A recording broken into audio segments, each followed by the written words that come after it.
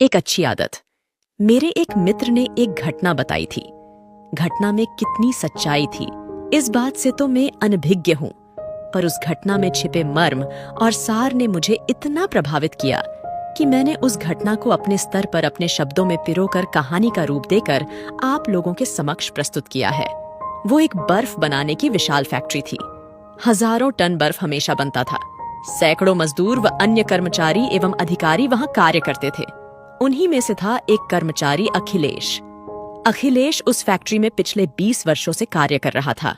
उसके मृदु व्यवहार, ईमानदारी एवं काम के प्रति समर्पित भावना के कारण वो उन्नति करते करते उच्च सुपरवाइजर के पद पर पहुंच गया था।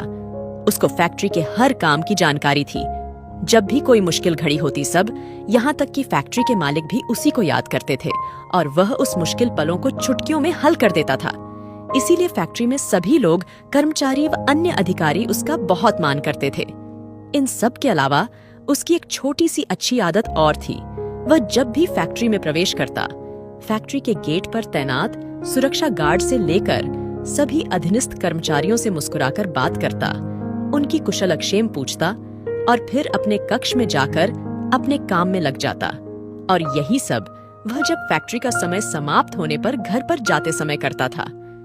एक दिन फैक्ट्री के मालिक ने अखिलेश को बुलाकर कहा, अखिलेश, एक मल्टीनेशनल कंपनी जो कि आइसक्रीम बनती है, उसने हमें एक बहुत बड़ा ऑर्डर दिया है और हमें इस ऑर्डर को हर हाल में नियुक्त तिथि तक पूरा करना है ताकि कंपनी की साख और लाभ दोनों में बढ़ोतरी हो तथा और नई मल्टीनेशनल कंपनियां हमारी कंपनी से जुड़ सके।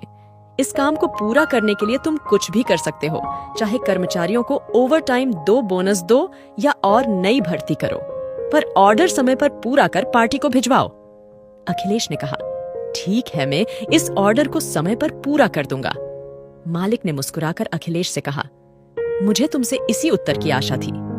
अखिलेश ने सभी मजदूरों को एकत्रित किया और ऑर्डर मिलाने की बात कही और कहा, मित्रों, हमें हर हाल में ये ऑर्डर पूरा करना है। इसके लिए सभी कर्मचारियों को ओवरटाइम, बोनस सभी कुछ मिलेगा। साथ ही ये कंपनी की साख का भी सवाल है। एक तो कर्मचारियों का अखिलेश के प्रति सम्मान की भावना तथा दूसरी ओर ओवरटाइम व बोनस मिलाने की खुशी। सभी कर्मचारियों ने हाँ कर दी। फैक्ट्री में दिन रात युद्ध स्तर पर काम चालू हो गया। अखिलेश स्वयं भी सभी कर्मचारियों का हौसला बढ़ाता हुआ उनके कंधे से कंधा मिलाकर काम कर रहा था। उन सभी की मेहनत रंग लाए और समस्त कार्य नियत तिथि से पूर्व ही समाप्त हो गया। सारी की सारी बर्फ कोल्ड स्टोरेज कक्ष, जो एक विशाल अत्याधुनिक तकनीक से बना हुआ तथा कंप्यूटराइज्ड था, में पैक करके जमा कर दी गई। सभी कर्मचारी काम से थक गए थे, इसलिए उस रोज काम बंद कर सभी कर्मचारियों की छुट्टी कर दी गई। सभी कर्मचारी अपने अपने घर की तरफ प्रस्थान करने लगे। अखिलेश ने सभी कार्य की जांच की और वह भी घर जाने की तैयारी करने लगा। जाते जाते उसने सोचा, चलो एक बार कोल्ड स्टोरेज रूम की भी जांच कर ली जाए कि सारी की सारी बर्फ पैक्ड और सही है कि नहीं। यह सोचकर वह शीतलीकरण कक्ष को खोलकर उसमें प्रवेश कर गया। उसने घूम फिरकर सब चेक किया और सभी कुछ सही पाकर वह जाने को वापस मुड़ा, पर किसी तकनीकी खराबी के कारण शीतलीकरण कक्ष का दरवाजा खुद ही बंद हो गया। दरवाजा ऑटोमेटिक था तथा बाहर से ही खुलता था, इसलिए उसने दरवाजे को जोर जोर से थपथपाया, पर सभी कर्मचारी जा चुके थे। उसकी थपथपाहट का कोई असर नहीं हुआ। उसने दरवाजा खोलने की बहुत कोशिश की, पर सब कुछ बेकार रहा। दरवाजा केवल बाहर से ही खुल सकता था। अखिलेश घबरा गया। उसने और जोर से दरवाजे को पीटा, जोर से चिल्लाया, पर कोई प्रतिक्रिया नहीं हुई। अखिलेश सोचने लगा कि कुछ ही घंटों में शीतलीकरण कक्ष का तापक्रम 0 डिग्री से भी कम हो जाएगा। ऐसी दशा में मेरा खून का जमना निश्चित है। उसे अपनी मौत नजदीक दिखाई देने लगी। उसने एक बार पुनः दरवाजा खोलने की कोशिश की, पर सब कुछ व्यर्थ रहा। कक्ष का ताप धीरे धीरे कम होता जा रहा था। अखिलेश का बदन अकड़ने लगा। वो जोर जोर से अपने आप को गर्म रखने के लिए भाग दौड़ करने लगा, पर कब तक आखिर थक कर एक स्थान पर बैठ गया। ताप 0 डिग्री की तरफ बढ़ रहा था। अखिलेश की चेतना शून्य होने लगी। उसने अपने आप को जागृत रखने की बहुत कोशिश की, पर सब निष्फल रहा। ताप के और कम होने पर उसका खून जमने के कगार पर आ गया और अखिलेश भावना शून्य होने लगा। मौत निश्चित जान वह अचेत होकर वहीं जमीन पर गिर पड़ा। कुछ ही समय पश्चात दरवाजा धीरे से खुला। एक साया अंदर आया। उसने अचेत अखिलेश को उठाया और शीतलीकरण कक्ष से बाहर लाकर लिटाया। उसे गर्म कंबल से ढंका और पास ही पड़ा फैक्ट्री के कबाड़ को एकत्रित कर उसमें आग जलाई ताकि अखिलेश को गर्मी मिल सके और उसका रक्त संचार सुचारू हो सके। गर्मी पाकर अखिलेश के शरीर में कुछ शक्ति आई। उसका रक्त संचार सही होने लगा। आधे घंटे के बाद अखिलेश के शरीर में हरकत होने लगी। उसका रक्त संचार सही हुआ और उसने अपनी आंखें खोली। उसने सामने गेट पर पहरा देने वाले सुरक्षा गार्ड शेखर को पाया। उसने शेखर से पूछा, मुझे बाहर किसने निकला? और तुम तो मैं गेट पर रहते हो तुम्हारा, तो फैक्ट्री के अंदर कोई कार्य भी नहीं, फिर तुम यहाँ कैसे आए? शेखर ने कहा, सर मैं एक मामूली सा सुरक्षा गार्ड हूँ।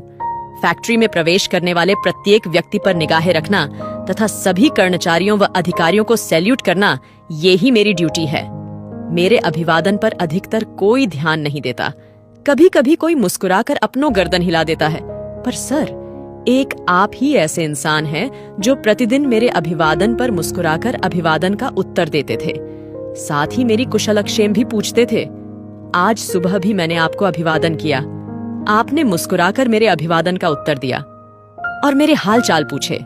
मुझे मालूम था कि इन दिनों फैक्ट्री में बहुत काम चल रहा है जो आज समाप्त हो जाएगा, और काम समाप्त भी हो गया।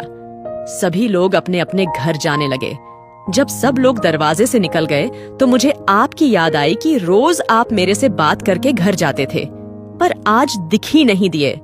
मैंने सोचा शायद अंदर काम में लगे होंगे, पर सबके जाने के बाद भी बहुत देर तक आप बाहर आते दिख ही नहीं दिए तो मेरे दिल में कुछ शंकाएं उत्पन्न होने लगी, क्योंकि फैक्ट्री के जाने आने का यही एकमात्र रास्ता है। इसीलिए मैं आपको ढूंढते हुए फैक्ट्री के अंदर आ गया। मैंने आपका कक्ष देखा, मीटिंग हॉल देखा, बॉस का कक्ष देखा, पर आप कहीं दिखाई नहीं दिए। मेरा मन शंका से भर गया कि आप कहाँ गए। कोई निकलने का दूसरा रास्ता भी नहीं है। मैं वापस जाने लगा तो सोचा चलो शीतलीकरण कक्ष भी देख लूं, पर वो बंद था। मैं वापस जाने को मुड़ा, पर मेरे दिल ने कहा कि एक बार इस शीतलीकरण कक्ष को खोल कर भी देखूं। मैं आपातकालीन चाबियां जो मेरे पास रहती है से कक्ष खोल तो आपको यहाँ बेहोश पाया। अखिलेश एकटक शेखर के चेहरे की ओर देखे जा रहा था। उसने सपने में भी नहीं सोचा था कि उसकी एक छोटी सी अच्छी आदत का प्रतिफल उसे इतना बड़ा मिलेगा। उसकी आंखों में आंसू भर आए। उसने उठकर शेखर को गले लगा लिया।